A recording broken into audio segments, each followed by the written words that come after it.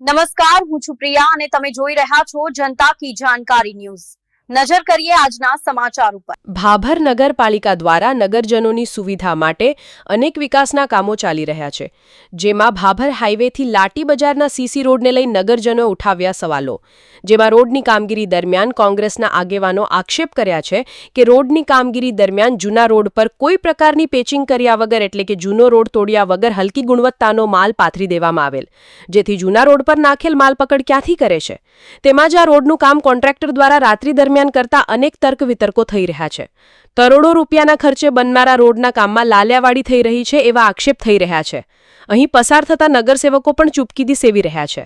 આ રોડની કામગીરીને લઈ નગરજનો સહિત વાહન ચાલકો પરેશાન થઈ રહ્યા છે।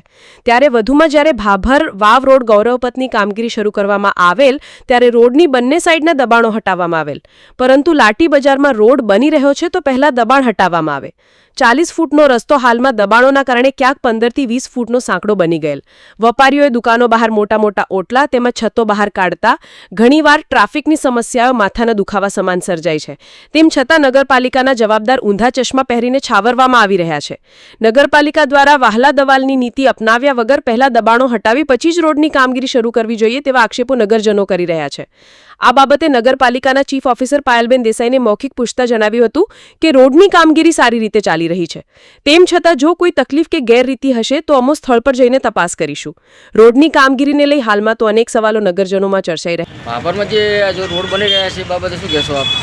પહેલું તો ભારતીય જનતા પાર્ટીની ભાજપની જે નગરપાલિકામાં બોડી ચાલે એ પછી આપણે વાવ રોડે 15 કરોડ રૂપિયાનો જે રોડ આવ્યો, આપણે વિકાસમાં કોઈ વધુ ના ઉઠાવાય, પણ એ પહેલું જાણે દબાણ આવ્યું ને પહેલી નોટિસ એમની આપીને એ 14 મીટરની હતી। પછી એના પછી ભારતીય જનતા પાર્ટીના અમુક 14 મીટરમાં દબાણ આવતા હતા, તો 10 મીટરનું એમની વાવ રોડેથી બધું 10 મીટરનું હટાવી અને રોડ બનાવે છે। તો વાવ રોડનો જે 10 મીટરનો દબાણ હટાવી અને રોડ બનાવે છે, તો અત્યારે લાઠી બજારમાં રોડ ચાલુ છે, તો એમને નગરપાલિકાની જે હદ આવે એ દબાઈને જે આનું દબાણ ઓટલા છે કોઈ જે દબાણમાં આવતું હોય એ દબાણ હટાવી અને કમ્પ્લીટ સોનથી રોડ બનાવ્યો હોત તો સરસ બને।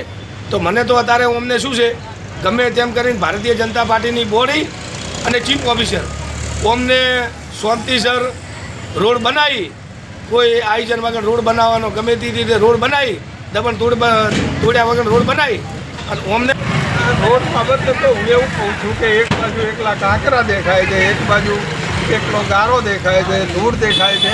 આવા 100 ફૂટના રોડ બનાવીને કેવડો ભ્રષ્ટાચાર નગરપાલિકાના બધા માણસોએ કરવો છે કે એમના સહકારી નોકરિયાતોને કરવો છે, કોન્ટ્રાક્ટરને બોલાવીને આવું કહી નથી શકતા। અત્યારે હાલ આપણે જોયું કે એક બાઇકવાળો પડતા રહી ગયો અને એના હાથ પગે ફ્રેક્ચર થાય તો એના માટે શું નગરપાલિકા જવાબદાર રહેશે?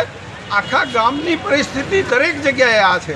બિલકુલ કોઈ જાતની આ ભાજપવાળાને શરમ નથી। વધારામાં અત્યારે કોર્પોરેટર ખુદ નીકળ્યા ભરતભાઈ, એમને મેં ઊભા રાખ્યા તો એ ભાગ્યા કે અમને તમારે મરાઈ નાખવા દે, એટલે એમને પોતાને જવાબ દેવાની એમનામાં શક્તિ નથી, આટલું બધું ખોટું થાય છે તોય।